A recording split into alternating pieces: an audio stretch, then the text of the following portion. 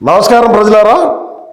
మన జగనన్న అధికారంలోకి వచ్చేదానికి రాజధాని మీద ఎటువంటి వ్యాఖ్యలు చేశాడు, మరి అమరావతి రాజధానిగా ఉంటాం మాకు ఎటువంటి ఇబ్బంది లేదు అని గతంలో మాట్లాడినాడు. అసలు ఆ తరువాత అధికారంలోకి వచ్చిన తర్వాత ఏ విధమైనటువంటి వ్యాఖ్యలు చేసినాడో మనందరం కూడా విన్నాం. 3 రాజధానుల నినాదం ఏమైందో మనం విన్నాం. ఆ 3 రాజధానుల కథ ఎంతవరకు వచ్చిందో అనేది దాని విషయాలు పక్కన పెడితే అధికారంలోకి రావాలని ఏ విధమైనటువంటి వ్యాఖ్యలు చేసినాడు.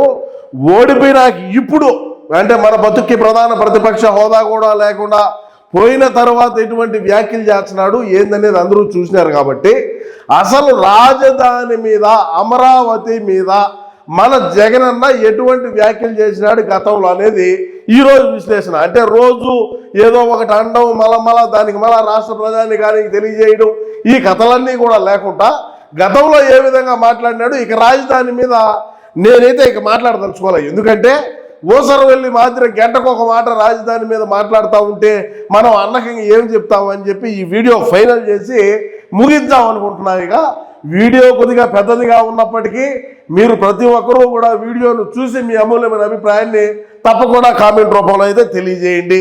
అప్పట్లో అన్న చూడు ఏమి ఎట్టున్నాడు ఏమి కథ చూడు నా మధ్యలో నవసీమాంధ్ర అని చెప్పి ఒక క్యాప్షన్ కూడా పెట్టడం కూడా జరిగింది. అప్పుడు చూడు అప్పుడు బాగానే ఉండాలి ఏం అంత ఇబ్బంది లేదు. పోతే అసెంబ్లీ కోర్టులు పరిపాలనా విభాగాలు ఒకే చోట అంటే అసెంబ్లీ కోర్టులు పరిపాలనా విభాగాలు ఒకటే చోట ఉండాలా అన్నాడు. నిన్నలా మొన్న ఏమంటాడు, మన ముఖ్యమంత్రి అనేటువంటి వ్యక్తి ఎక్కడుంటే అక్కడే అదే రాజధాని, అక్కడే పరిపాలన, అక్కడే కోర్టులు, అక్కడే పరిపాలనా విభాగాలన్నీ ఆడే ఉంటాయి. ముఖ్యమంత్రి ఎక్కడ ఉంటే అక్కడి నుంచే కార్యక్రమాలు జరుగుతాయని అన్న చెప్పడం జరిగింది. దానికి సంబంధించి నేను ఒక్కొక్కటిగా అన్న మాట్లాడినటువంటి మాటలు కూడా ఉన్నాయి, అన్ని రికార్డులు ఉన్నాయి, అన్ని బయటపెట్టి రాష్ట్ర ప్రజానీకానికి తెలియజేద్దాం ప్రజలారా. ఎందుకంటే మనం అన్నను ప్రధానమంత్రిని చేయాలా, మీరు అది గుర్తుపెట్టుకోండి. మర్చిపోతే ఎట్టా పోదాం చూద్దాం. మే 2వ తారీఖు 2014లో మా పుత్రిక అయినటువంటి సరే అవినీతిగా సంపాదించామో ఎట్ట సంపాదించుకున్నామో పెట్టుకున్నాం కదా. జగన్ స్వప్నాల సీమాంధ్ర రాజధాని ఎలా ఉండబోతుంది అంటే సీమాంధ్రాన్ని రాజధాని చేద్దామని అంటే 3 రాజధానులు అన్నాడు కదా. సరే దాని కథలేకపోతే అప్పుడు అన్న ఆలోచన విధానం సురక్షిత రాజధాని సీమాంధ్ర రాజధాని తుఫాన్లను తట్టుకునేలా ఉండాలి. అందుకే కీలక రాజధాని భవనాలు సురక్షితంగా ఉండటం అవసరం. అదేవిధంగా స్మార్ట్ రాజధాని, పర్యావరణ ప్రియ రాజధాని, ప్రపంచ ప్రఖ్యాతినిచ్చే రాజధాని అని చెప్పి మా పేపర్లోనే రాయటం కూడా జరిగింది. సరే 5 సంవత్సరాల పాటు అధికారంలో ఉంటే సీమాంధ్రకు చేసింది ఏంది చెప్పండి, మీరు చెప్పండి, నేను చెప్పేది కాదు. సీమాంధ్రాకి చేసింది ఏంది, కోస్తాంధ్రాకి చేసింది ఏంది అనేది కదా. చెప్పండి ఆయన ఏంది కథలు, ఏంది వ్యవహారము. అదేవిధంగా ఇంకా కొన్ని ఇంగ్లీషులో కూడా, ఎందుకంటే మన వగుట్టిగాళ్ళం మనకి ఇంగ్లీష్ రాదు, మనం ఇంగ్లీషులో చదవలేకపోతుంది.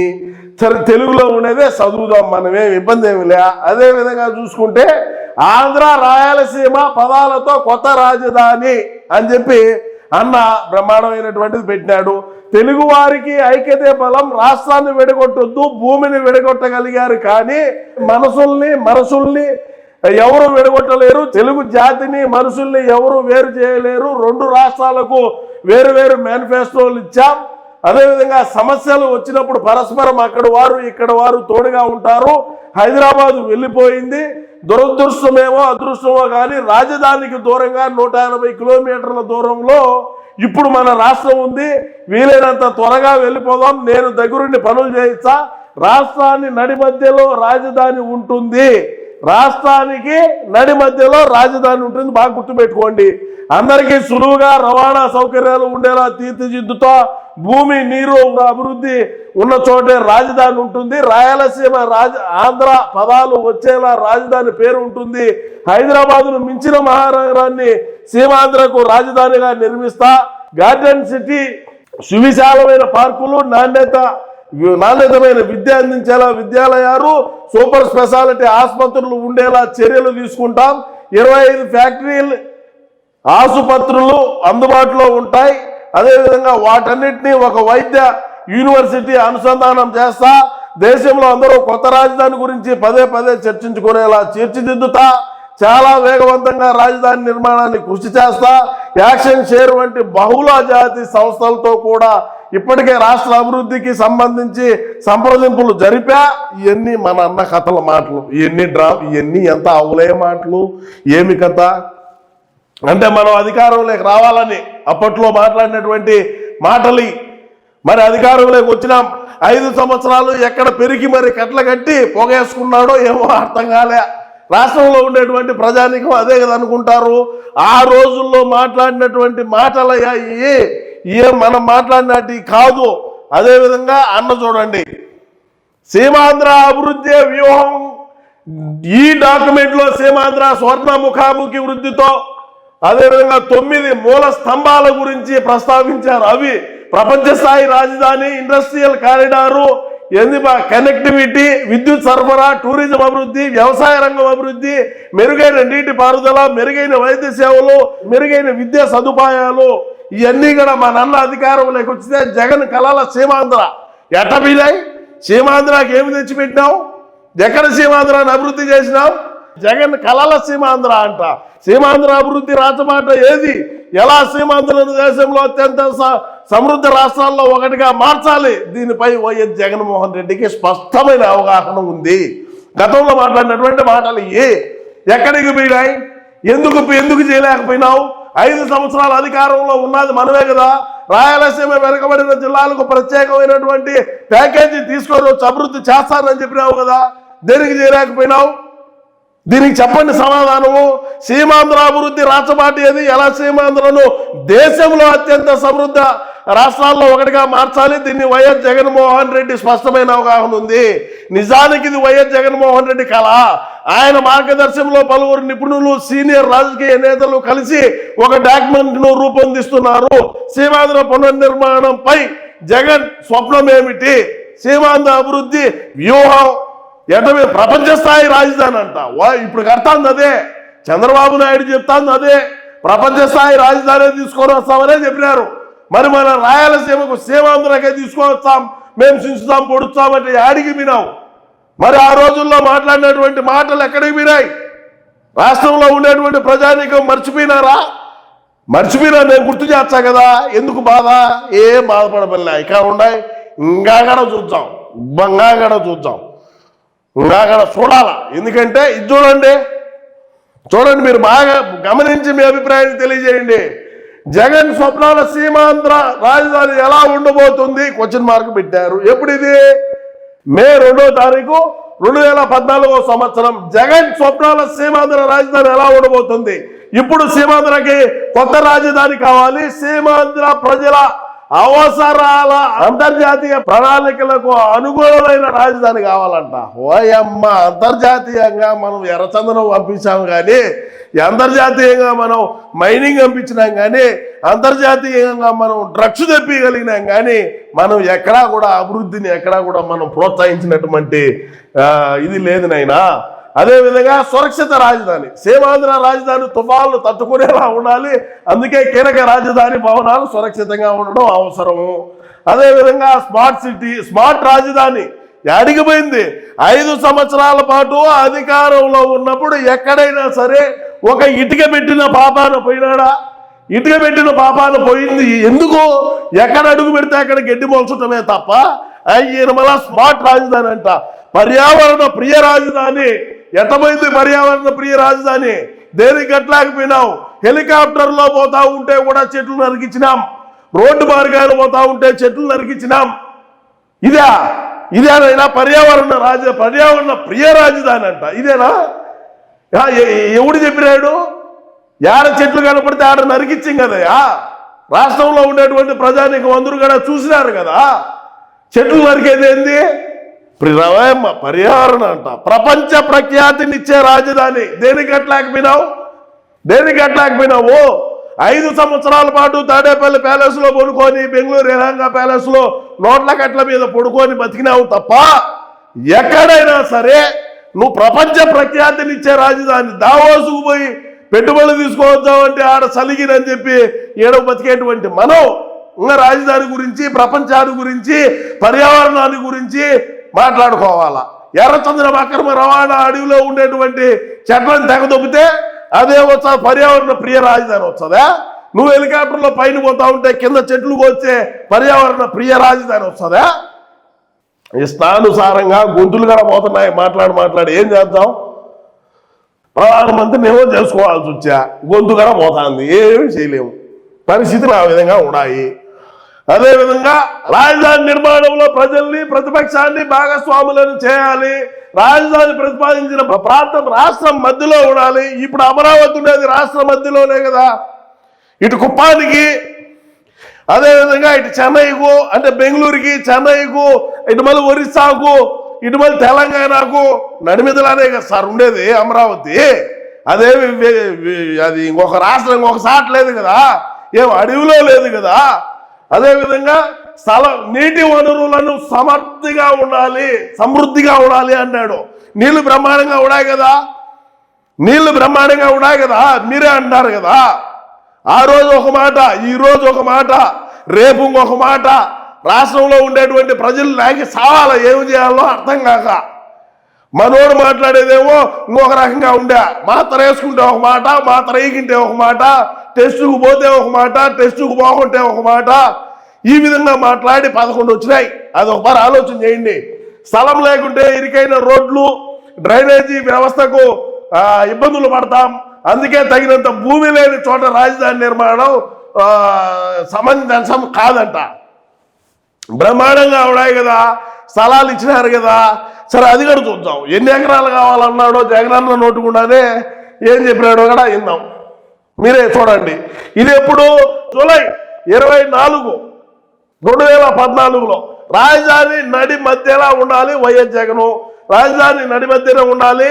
మా ఆంధ్రప్రదేశ్ నూతన రాజధాని రాష్ట్రం నడి మధ్యన ఉండాలని కనీసం 30,000 ఎకరాల ఖాళీ స్థలం అందుబాటులో ఉండే చోట నిర్మించాలని వైఎస్ఆర్సీపీ అధ్యక్షుడు జగన్ మోహన్ రెడ్డి పేర్కొన్నాడు.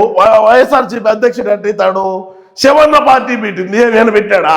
శివన్న పార్టీ పెడితే శివన్న దగ్గర నుంచి పార్టీని తొబ్బేసి బతుకు మంది.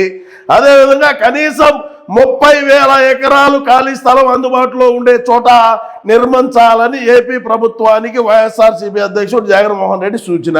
సమృద్ధిగా మంచినీటి లభ్యత అవసరం.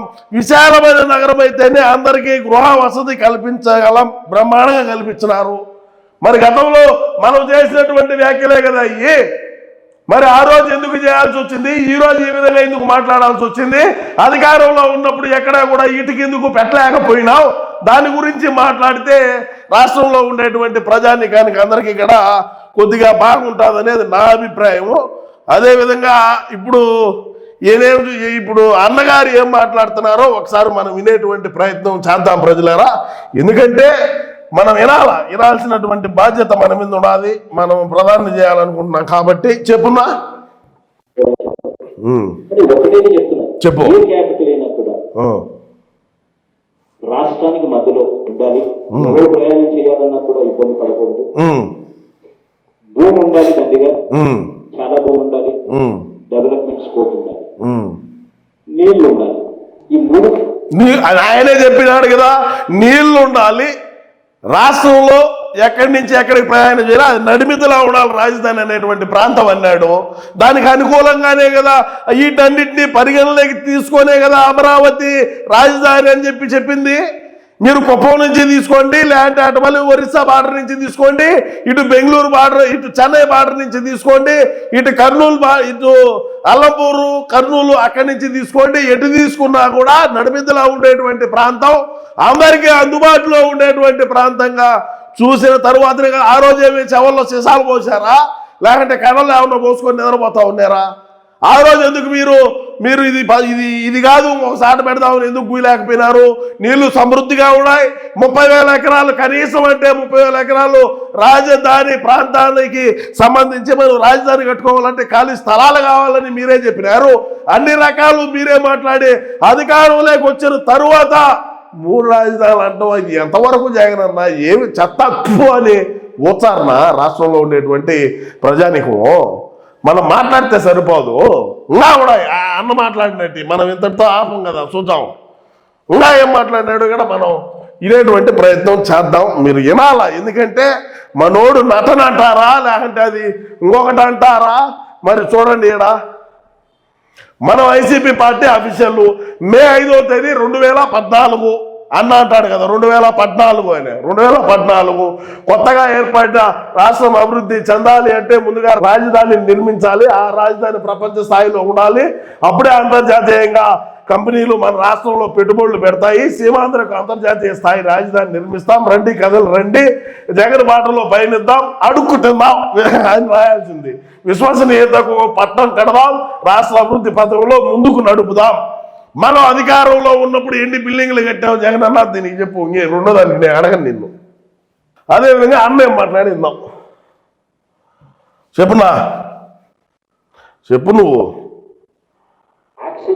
మల్టీనేషనల్ కంపెనీని కూడా అధికారంలో అపాయింట్ చేశాను. ఏరే కంపెనీ నేను అపాయింట్ చేశానంట. వాళ్ళకు దాదాపుగా 2-3 సిట్టింగ్లు కూడా నాకు. ఏమి సిట్టింగ్లు అయినాయినా? ఏమి సిట్టింగ్లు అయినాయి? 2-3 సిట్టింగ్లు. సరే నువ్వు ఏమి సిట్టింగ్లు అన్నా కానీ చెప్పు నువ్వు. సంవత్సరాల కింద బెంగళూరు నగరానికి చేయాలంటే అందరం ఆనందపడ్డారు. కారణం అక్కడ గార్డెన్ సిటీ కింద చెప్పుకునేవారు. అక్కడ ఇంకోటి టెంపరేచర్ కన్నా కనీసం 10 డిగ్రీల సెంటీగ్రేడ్ తక్కువగా ఉంటుంది. చుట్టూ గార్డెన్ సిటీ అని చెప్పుకుని పరిగెత్తుకుంటూ పోయింది కనుక కనీసం 10 డిగ్రీల సెంటీగ్రేడ్ తక్కువగా ఉంటుంది. చుట్టూ పచ్చదనం గార్డెన్ సిటీ అని చెప్పుకుని పరిగెత్తుకుంటూ పోయింది కనుక బెంగళూరుకు ఆపర్చునిటీ అన్నది అక్కడి ఆపర్చునిటీ కూడా వస్తుంది. కారణం ఇవాళ బెంగళూరు నగరాన్ని నాకు బాగా దొరికింది.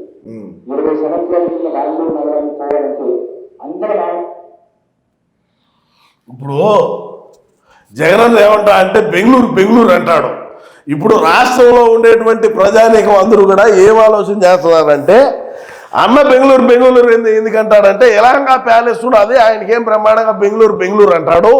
మరి ఇక్కడ కూడా బెంగళూరు నగరాన్ని తలదన్నేలా, ఇటు హైదరాబాద్ని తలదన్నేలా, చెన్నైని తలదన్నేలా మనం ఇక్కడ నిర్మించుకుందామని చెప్పి గతంలో మాట్లాడినాడే. మరి అధికారంలో ఉన్నప్పుడు ఏమి పెరిగి సామ్రాణి పొగేస్తా ఉన్నాడు అని అనుకుంటా రాష్ట్రంలో ఉండేటువంటి ప్రజానీకం. మరి దీనికి ఏం సమాధానం చెప్తాము? చెప్పండి, చెప్పున్నా, నువ్వు చెప్పు. ఆ రోజు బెంగళూరు అలా ఉంటుంది. 20 ఏళ్ల తర్వాత ఇవాళ బెంగళూరు పరిస్థితి కానీ, హైదరాబాద్ 20 ఏళ్ల ఇప్పటికీ పరిస్థితి కానీ ఏమిటి అని అంటే, బిల్డింగులు పచ్చదనం అనేది కనపడడం లేదు. పచ్చదనం అనేది ఎప్పుడు కాకుండా లంచ్ స్పేస్ కోసం వెతుకుంటూ పరిగెత్తాలి. వాళ్ళు బయటకు వేసుకొని కనీసం 5-6 కిలోమీటర్లు అలా వెళ్ళి ఏదో పెద్ద పార్క్ అక్కడ ఉంటే ఆ పార్క్ దగ్గర వాకింగ్ చేసుకోవాలి. మరి చెట్లు కావాలంటే, గాలి పీల్చుకోవాలంటే ఎక్కడికో పరిగెత్తుకుంటా పోయి ఆడాడలో వాకింగ్ చేయాలంటున్నావే. మరి నువ్వు ముఖ్యమంత్రిగా ఉన్నప్పుడు హెలికాప్టర్లో పోతా చెట్లు కొట్టేసావన్నా, మరి దీనికి ఏమి చెప్తాం? మరి రాష్ట్రంలో ఉండేటువంటి ప్రజానికానికి దీనికి ఏమి సమాధానం చెప్తాం? ఒకసారి ఆలోచన చేయి. ఊరికే నువ్వు మాట్లాడితే సరిపోతుంది. మరి నువ్వు ఆ రోజు ఎన్ని చెట్లు పూడ్చావనైనా, ఎన్ని చెట్లు పూడ్చావంట చెప్పు. నువ్వు చెప్పాలా, నువ్వు వినాలా, చెప్పు. అటువంటి నగరాలు ఇటువంటి నగరం నుంచి ఆపర్చునిటీ వస్తుంది. నగరంలో గార్డెన్ సిటీ తీసుకొస్తుంది, క్రియేట్ చేస్తారు. లంగ్ స్పేస్ క్రియేట్ చేయడమే కాకుండా గార్డెన్ సిటీగా క్రియేట్ చేయడం కూడా ఆ క్యాపిటల్ సిటీ చుట్టూ రూట్ ఏరియా క్రియేట్ చేస్తారు. గార్డెన్ సిటీ మాకున్న అడ్వాంటేజ్ ఏమవుతుంది అని అంటే, ఇవాళ కడుతున్నాం కాబట్టి, ఇవాళ క్యాపిటల్ సిటీ కడుతున్నాం కాబట్టి పూర్తిగా ఈ వాషింగ్టన్ డీసీలో లేకపోతే అటువంటి మహానగరాలను తీసుకుని వచ్చి ఇక్కడ పెట్టే అవకాశం ఉన్న పరిస్థితి. వాషింగ్టన్ డీసీ అంట, అటువంటి మహానగరాన్ని తీసుకొని రావాలంట. మరి నువ్వు దేనికి తీసుకురాలేకపోయినావు? సరే, చంద్రబాబు నాయుడు ముఖ్యమంత్రిగా ఉన్నప్పుడు ఏదో బిల్డింగ్లు కట్టాడు, సరే అదంతా అది ఇది అన్నారు, సరే ఓకే.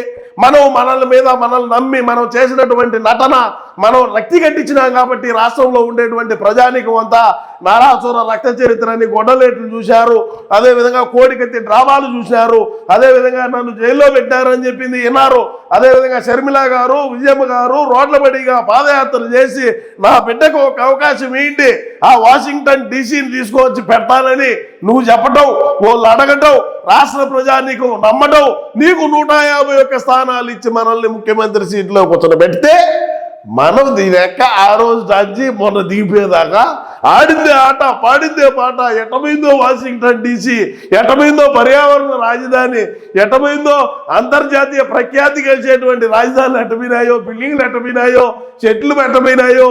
మనం ఏనాడైనా ఎక్కడైనా ఇటుక పెట్టి ఒక బిల్డింగ్ కట్టేదానికి మనం ప్రోత్సహించినావా? పోనీ కనీసం మనం ట్రై చేసినావా? ప్రజావేదికను కూడా ప్రజల డబ్బులతో ప్రజావేదికను కడితే ప్రజావేదికను కూల్చే కాడి నుంచి ప్రస్తావన స్టార్ట్ అయ్యి మనం ఎక్కడా ఏమి కట్టావయ్యా? ఎవడు నమ్ముతాడు? ఇక నిన్ను నమ్మేటువంటి రోజులు పోయినాయి. కానీ చెప్పు అమ్మా. అబ్బా అమ్మా అమ్మా అమ్మా ప్లాన్ చేసిన తర్వాత అక్కడ ఆంకర్ ప్లాన్స్ కింద టాప్ యూనివర్సిటీస్ దేశంలోనే కాదు, దేశంలోనే కాదు, వరల్డ్ లోనే top class universities, top class schools, top class multinational companies. ఎన్ని టాప్ క్లాస్ యూనివర్సిటీస్ తెచ్చినావు, ఎన్ని టాప్ స్కూల్స్ తెచ్చినావు, ఎన్ని టాప్ కాలేజెస్ తెచ్చినావు జగనన్న. రాష్ట్రంలో ఉండేటి పక్క రాష్ట్రానికి తెరుగు తప్పినటువంటి మనం బయట టాప్ క్లాస్ యూనివర్సిటీస్ అంట. ఏమిటిదిమా? ఏమిటిదంట? ఎవడు నమ్ముతాడు? ఎవడు నమ్మే పరిస్థితులు ఉన్నాయి? ఏడ ఒక బిల్డింగ్ కట్టినావయ్యా మనము. సరే బిల్డింగ్లు బాని ఎన్ని యూనివర్సిటీలు తెచ్చినావు నువ్వు? ఎన్ని తెచ్చినావంట? ఇంకేమన్నా అంటే మెడికల్ కాలేజీలు అంటాం, వాటికి కేంద్రం పర్మిషన్ ఇచ్చింది. ఆ పర్మిషన్ ఇయ్యంటానే రాజారెడ్డి పర్మిషన్ తీసుకొని కడితే ఆడైతుంది? అవుతుందా చెప్పు? కార్యక్రమం చేయటమేలే. ఒక యూఫోరియా చేసి చాలా అంటే చాలా ట్రాన్స్పరెంట్ గా, చాలా అంటే చాలా స్పీడ్ గా ఆ కొత్త సిటీని తీర్చిదిద్దుతాం. అన్ని రకాల ఫెసిలిటీస్ అవునులే. ఒక యూఫోరియా క్రియేట్ చేసి ఆ యూఫోరియా నుంచి ఒక డిమాండ్ క్రియేట్ చేస్తాం. ఆ డిమాండ్ నుంచి క్రియేట్ చేస్తాం, డబ్బులు అక్కడి నుంచి తీసుకొస్తాం. ఇవాళ ఎందుకుంటే కాదు, సిటీ అనేది one part of the story. ఎందుకు ఒక మంచి సిటీ ఉండాలి, మహానగరం ఉండాలంటే దానికి కారణం ఉంది. కారణం ఏంటి అని అంటే, ఇక్కడ ఉన్న ఎవరినైనా కూడా నేను వచ్చి తిరుపతిలో మీరు ఉండండి అని అంటే ఎవరు రాదు. బాగా ఎవరైనా కూడా నేను వచ్చి కళాంశంలో ఉండండి అని అంటే ఎవరు ఉండదు. ఏ కార్డియాక్ స్పెషలిస్ట్ అయినా కూడా, ఏ గొప్ప చదువులు వ్యక్తైనా కూడా హైదరాబాద్ లో ఉండడానికి ఇష్టపడతాడు, బెంగళూరులో ఉండడానికి ఇష్టపడతాడు, బాంబేలో ఉండడానికి ఇష్టపడతాడు, ఢిల్లీలో ఉండడానికి ఇష్టపడతాడు. కానీ ఏ వ్యక్తి కూడా ఒరిస్సాలో ఉండడానికి, బీహార్లో ఉండడానికి, లేదా తిరుపతిలో ఉండడానికి ఇష్టపడదు. కారణం అంటే తిరుపతి అభివృద్ధి కాలా? నువ్వంటే అభివృద్ధి చేయలేదులే. కానీ ఇప్పుడు ప్రస్తుతానికి అంతకుముందు చంద్రబాబు నాయుడు ఉన్నప్పుడు, కూటమి ప్రభుత్వం అధికారంలో ఉన్నప్పుడు బాగానే అభివృద్ధి చేస్తున్నారు కదా. అంటే తిరుపతిలో ఉండేదానికి ఎవరు ఇష్టపడరా? నువ్వు ఇష్టపడవేమో అని రాష్ట్రంలో ఉండేటువంటి ప్రజానికం అనుకుంటున్నారు. మరి దేనికి ఇష్టపడ్డావు జగనన్న అనేది మీ అభిప్రాయాన్ని కామెంట్లో తెలియజేయండి బా, ఎందుకైనా మేలు. అక్కడే ఉండాలి అంటే ఇటువంటి గొప్ప సిటీ అవసరం. ఆ సిటీలో ఆ యువకుడు వచ్చి అక్కడ ఉంటే, అక్కడ నివాసం ఉంటే, అక్కడ నుంచి ఏదన్నా ఫ్యాక్టరీ పెట్టాలన్నా, లేదా ఏదైనా పరిశ్రమ పెట్టాలన్నా 100 కిలోమీటర్ల దూరంలో వెనకబడి. కాబట్టి ఒక క్యాపిటల్ సిటీ గొప్పగా కట్టాల్సిన అవసరం ఉంది. కట్టావు ఏడగట్టావు నైనా? నువ్వు ఏడగట్టావు? నువ్వు రిషికొండలో ప్యాలెస్ కట్టుకున్నావు తప్ప మనం ఎక్కడా కూడా ఏమీ కట్టలేదు జగనన్న. ఏడగట్టాము చెప్పు నాయన.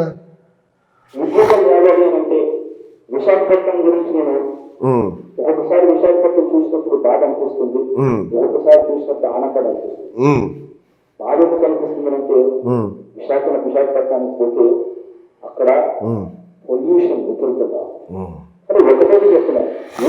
విశాఖలో పొల్యూషన్ ఎక్కువగా ఉన్నది అన్నాడు.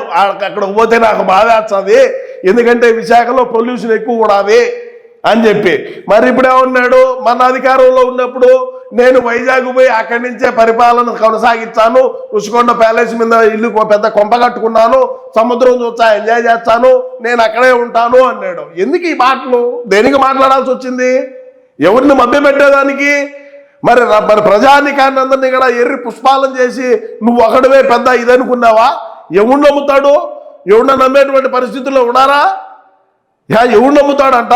ఇష్ట ప్రకారం మనకు నోటికి ఏది వచ్చి అది మాట్లాడి రాష్ట్రానికి మధ్యలో ఉండాలి. ఎవరు ప్రయాణం చేయాలన్నా కూడా ఇబ్బంది పడకూడదు.